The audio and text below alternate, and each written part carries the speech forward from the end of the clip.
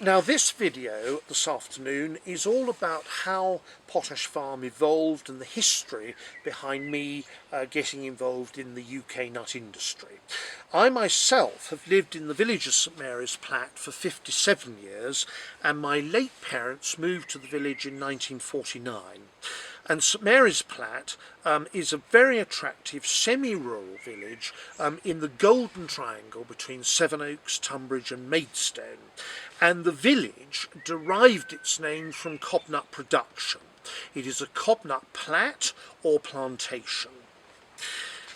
My involvement in cobnuts commenced 37 years ago when I was a student at Bristol University studying valuation and estate management. And at that stage I ploughed up my parents' paddock and grew 2 acres of runner beans and courgettes to help pay for the Bristol student rent.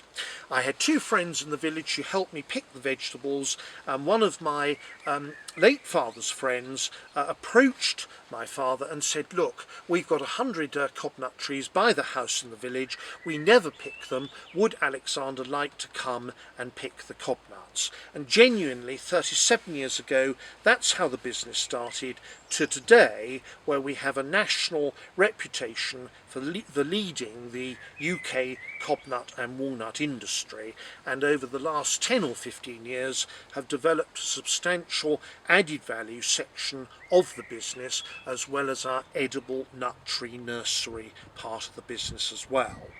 We employ today part-time up to about 20 people at the peak, and we are an all-round business. Now, just to hone in on the history of Kentish cobnuts, a cobnut is a cultivated hazelnut, and the majority of the cobnuts are grown in the southeast here, where we're slightly warmer and drier climate. They were, of course, hazelnuts were of course eaten by a Neolithic man, because they were a very early form of protein that could be stored for a number of years. And we here at Potash Farm today can store our Kentish cobnuts for up to 3 or 4 years, as long as they're kept in dry conditions and in the shell. They just gradually become a little sweeter and a little drier. The Victorians hugely put cobnuts onto the dessert table, and they were always traditionally eaten with vintage port and cheeses from the empire at the end of the meal. They had a very big industrial usage right up until the early 50s. They were transported from all the rail links here in the southeast to the cotton and woolen and textile centres of the Midlands and the north, and they were used in the dyeing process of fixing the colouring in clothing like the shirt I'm wearing. And they had a very big usage in the last 2 wars.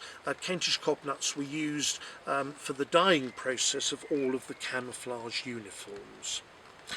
The Kent cob was developed by a chap called Lambert, very confusing because there is a filbert named after him as well, which is another form of hazelnut, and it was bred in a very amateurish way in Goudhurst in the 1830s. And we owe a huge amount to the breeder for the Kent cob that's the mainstay of the industry today.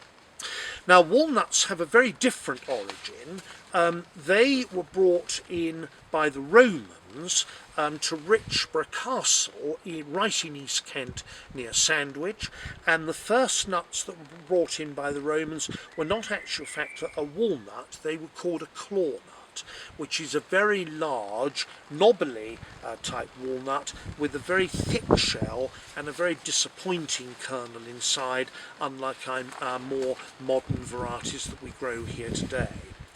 The National Collection of Cobnuts is based at Brogdale near Faversham, and the National Collection of Walnuts is at Bradbourne House at Horticultural Research International at East Malling.